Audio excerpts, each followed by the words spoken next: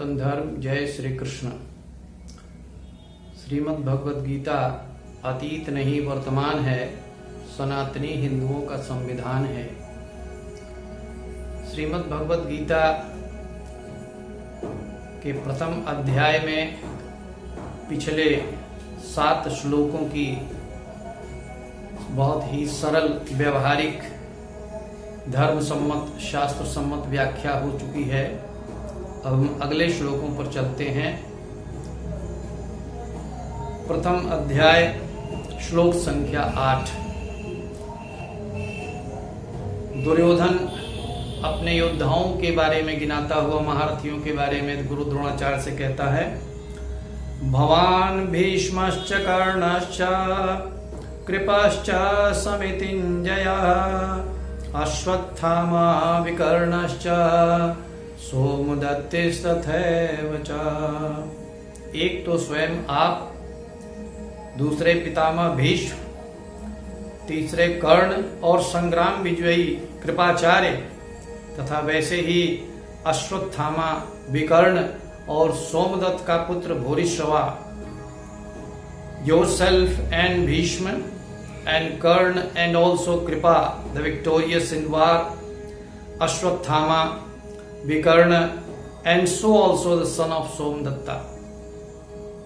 दुर्योधन ने पांडव पक्ष के 19 महारथियों की गणना की थी, और जब गुरु द्रोणाचार्य के समक्ष अपने मनोबल को बढ़ाने के लिए अपने पक्ष के महारथियों के नाम गिनाने लगा, तो उसकी गणना केवल 7 पर ही अटक गई।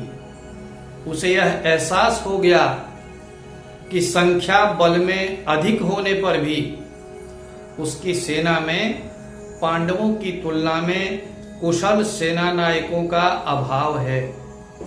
विशेष संख्या बल, क्वांटिटी अधिक होने पर भी कार्य कुशलता, क्वालिटी का अधिक महत्व है।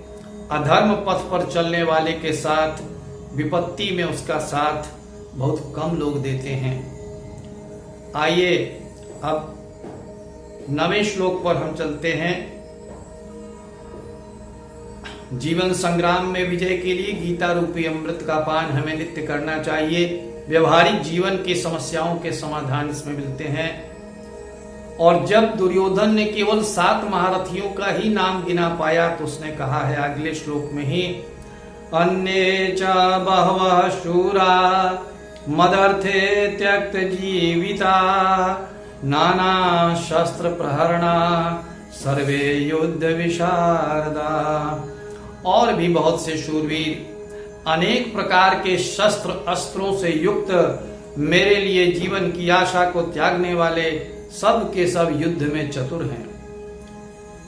And many other heroes also who are determined to give up their lives for my sake, armed with various weapons and missiles, all well skilled in battle. जैसा कि पिछले श्लोक में आपने सुना कि अपनी सेना के महारथियों के जब नाम गिनाने लगा, तो दुर्योधन केवल 7 महारथियों के ही नाम गिना पाया। ऐसे में अपनी बात को संभालते हुए कि कहीं द्रोणाचार्य का भी मनोबल कमजोर न पड़ जाए, उनसे यह कहते हुए बात को संभालने का प्रयास किया कि अन्य भी अनेक कुशल योद्धा मेरी सेना में मेरे लिए युद्ध करने को प्रस्तुत हैं, अतः घबराने की कोई बात नहीं। विशेष भगवद गीता श्लोकों का अर्थ अन्य विद्वानों ने कुछ दूसरी तरह से किया है। उन्होंने दुर्योधन को अहंकार से युक्त व्यवहार करते हुए दिखाया है, परंतु मेरा दृष्टिकोण कुछ अलग है, तर्क संगत और व्यवहारिक है, जो आप अगले कुछ श्लोकों की व्याख्या में अनुभव कर सकेंगे। साथ ही अन्य पुस्तकों में गीता के अर्थ से तुलना कर इस अंतर को अच्छी तरह से समझ सकेंगे। अतः नियमित रूप से गीता की मेरी व्याख्या का अध्ययन करते रहेंगे। YouTube पर हमारे इस चैनल पर जो हमारी पिछली व्याख्याएं हैं प्रथम अध्याय के प्रथम श्लोक से ही, उन्हें भी आप पढ़ेंगे तो गीता का संदर्भ आपको बहुत अच्छी तरह समझ में आएगा। गीता के रहस्यों को समझकर जीवन संग्राम में विजय के लिए गीता रूपी अमृत का पान करें। जय सनातन धर्म, जय श्री कृष्ण।